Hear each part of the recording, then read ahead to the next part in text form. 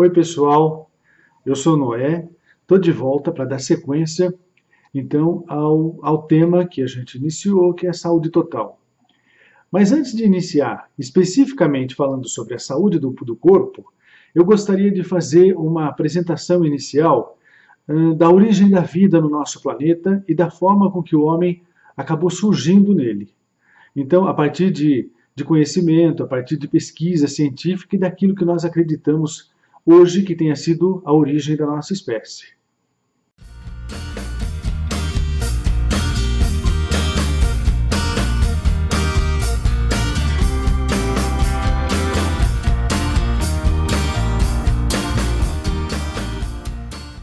Embora não pretenda utilizar esse método muitas vezes, hoje eu vou colocar, durante essa conversa que a gente está tendo, alguns slides, esquemas e fotografias para ajudar na fixação daquilo que a gente está tratando aqui agora.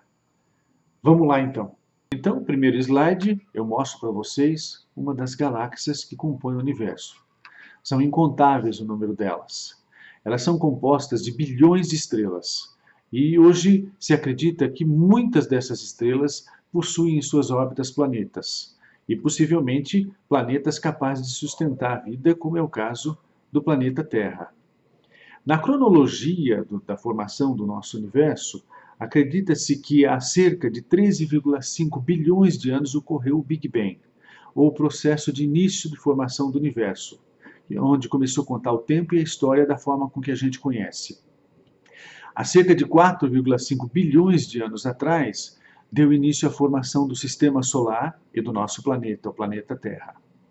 E então esse processo é um processo muito violento, mas que acabou com um Sistema Solar equilibrado e muito bonito, como é o que nós conhecemos agora, possuindo vários planetas e entre eles o terceiro planeta, que é o mais importante para nós porque é onde nós vivemos. O terceiro planeta se encontra numa zona de órbita e de distância do Sol que a gente considera perfeita, porque é possível a água existir dentro das três formas, sólida, líquida e gasosa. E sendo isso possível, facilita o surgimento da vida. Há mais ou menos 3,8 bilhões de anos, já no início da formação do planeta, começou a se formar os oceanos. A princípio, não muito grandes, a profundidade cerca de 20 centímetros, mas cobrindo uma área muito extensa do planeta. E esses oceanos eram muito ricos em substâncias orgânicas, substâncias essas que eram capazes de formar filamentos de proteína e originar a vida. Embora o processo de origem da vida seja desconhecido para nós, a vida se originou aproximadamente nessa época a partir de estudos e de fósseis. Acredita-se que os primeiros seres vivos eram extremamente simples, bactérias como algas, por exemplo, algas capazes de produzir oxigênio através da fotossíntese, eram autótrofos. Então, eram algas que tiravam energia do sol para poder existirem, para poder se sustentarem. Durante milhões de anos, essas algas se reproduziram e tomaram conta de todos os oceanos, produzindo uma quantidade muito grande de oxigênio. Esse oxigênio, a princípio, se dissolvia na água dos próprios oceanos, que era muito rica em ferro, então elas tinham um aspecto esverdeado. Esse ferro foi sendo reduzido pelo oxigênio, que os enferrujou e causou a sua precipitação, tornando os oceanos azuis e claros, e muito bonitos, como é o que a gente conhece agora. Mas a quantidade de oxigênio produzida por essas algas foi tamanha que o oxigênio passou a escapar das águas para a atmosfera, dando a composição química atual da atmosfera que nós conhecemos. Inclusive, a cor azul do céu que a gente percebe ocorre pela presença do oxigênio na atmosfera. Há mais ou menos 6 bilhões de anos existiu, segundo o que se acredita e a partir de estudos de fósseis, o último ancestral do homem e do chimpanzé, ao qual se deu o nome de Ramapithecus. Aí, por um fenômeno até agora desconhecido por nós, essa espécie acabou se dividindo. Uma parte dessa espécie acabou evoluindo para os primatas, que são os macacos, os gorilas, chimpanzés, como nós conhecemos hoje, e uma outra deu origem ao gênero Homo, que é o gênero do qual nós fazemos parte, que é o gênero do homem. Muitas espécies de homens existiram na formação do homem, para a formação, contribuindo para a formação do homem que nós somos hoje. Em alguns momentos do tempo, existiram mais de uma espécie vivendo no planeta ao mesmo tempo. Nós tivemos o homem de Neandertal, que era um homem muito parecido com o que nós somos agora, com um crânio grande. Nós tivemos o homem de Cro-Magnon, nós tivemos o Homo erectus, o Rudolfensis e uma série de outros que eu vou apresentar logo em seguida. Então, esses seres, dentro do seu processo social, foram adquirindo habilidades e as aprimorando, levando a espécie em direção a uma evolução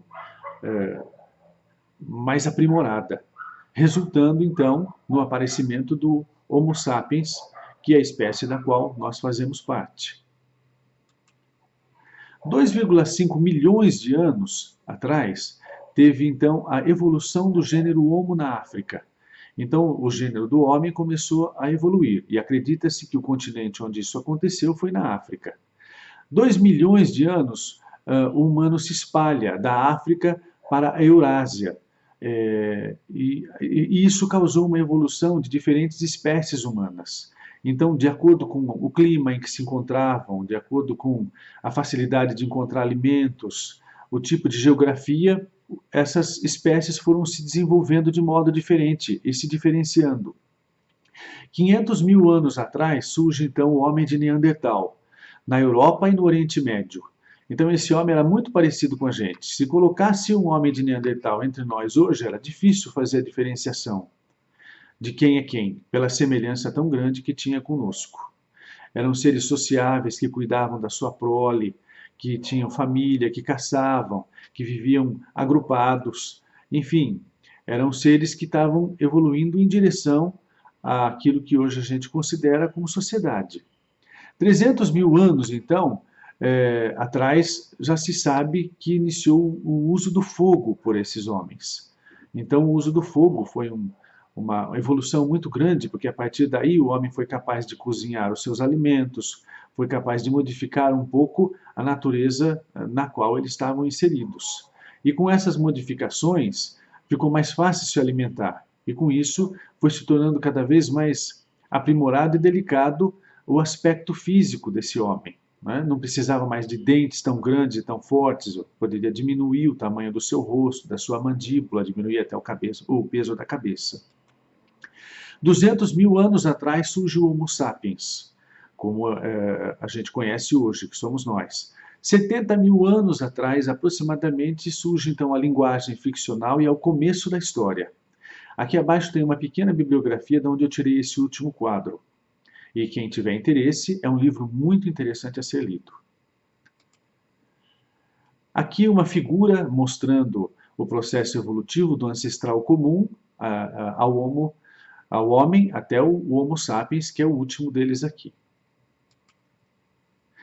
Dentro da taxonomia, que é o método pelo qual a ciência classifica os seres vivos, o homem está classificado no reino animal, o reino animalia, no filo Chordata, que são os animais que possuem coluna vertebral, na classe Mammalia, que são os animais que mamam, são mamíferos, na ordem Primata, que é a ordem de seres que ficam de pé, que tem a mão com 5 dedos, como eu vou apresentar no slide posterior, família Hominidae, com a família dos homens, gênero Homo, que é o gênero do qual nós fazemos parte, e espécie Homo sapiens sapiens, que é o homem que tem conhecimento, ou homem de sabedoria.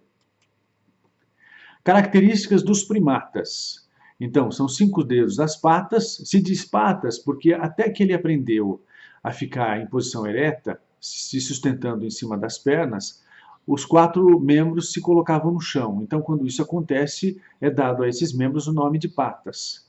O polegar dos primatas, ele tem uma disposição no ângulo de 90 graus em relação aos dedos da mão, capazes de fazer um movimento opositor, que é uma característica exclusiva dos primatas. Os membros com grande mobilidade, Visão binocular, nós temos 2 olhos, então na frente do rosto, capaz de criar uma coisa que a gente chama de estereoscopia, ou ver as coisas em dimensão, ter a capacidade de estimar a distância em que os objetos se encontram da gente. É uma noção de profundidade. O comportamento social, com cuidados com a prole, então, união familiar, cuidado com os filhos, alimentação e crescimento desses filhos. E a postura bípede, que é a capacidade de ficar de pé.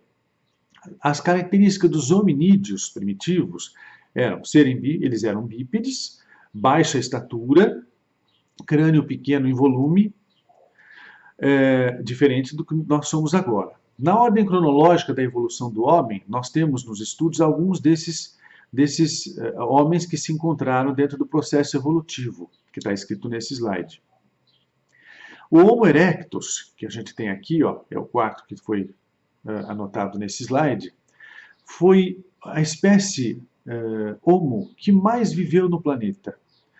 Acredita-se que tenha vivido no planeta por mais de 1,5 milhão de anos. Como vocês viram anteriormente, aproximadamente 200 mil anos surgiu o Homo sapiens sapiens, que como nós somos. Então, 200 mil anos comparados a 1,5 milhão de anos é muito diferente. Então, será que nós vamos conseguir que a nossa espécie viva nesse planeta por 1,5 milhão anos?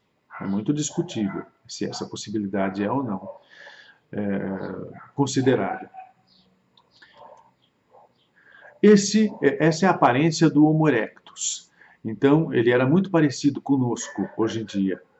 E foi uma grande evolução da natureza. Tinha certas habilidades, capacidade de utilizar alguns instrumentos ou ferramentas criados por eles mesmos para poder melhorar a vida cotidiana. Bem, a gente acabou de ver, então, um pequeno resumo do processo evolutivo do homem até o ponto em que a gente se encontra agora. Muitas coisas foram deixadas de falar, embora sejam muito interessantes. Se vocês têm interesse em aprender mais a respeito disso, busquem informações, porque muita coisa legal a gente vai aprender, inclusive sobre a nossa própria posição como um ser existente entre todos os animais desse planeta, já que também somos animais, embora diferenciados pela capacidade de consciência.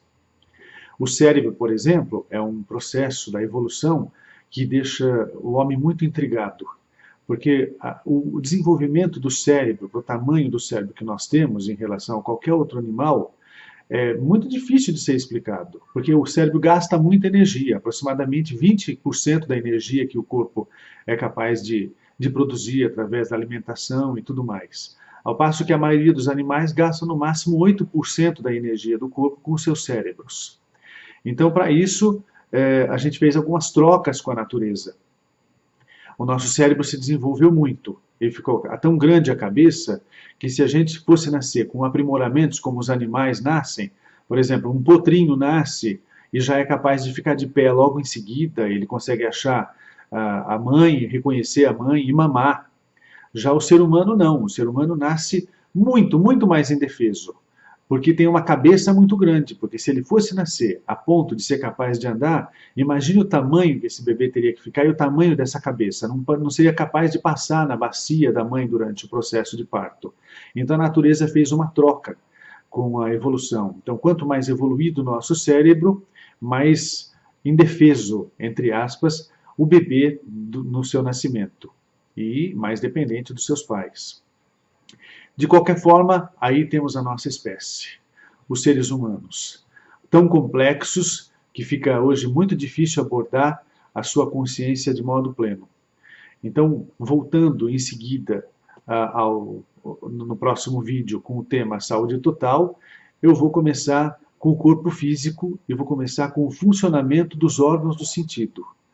Então, vocês estão convidados para assistirem. Se gostaram, não se esqueçam de colocar um joinha aí embaixo, não se esqueçam de compartilhar a nossa fanpage e se inscrever em nosso canal.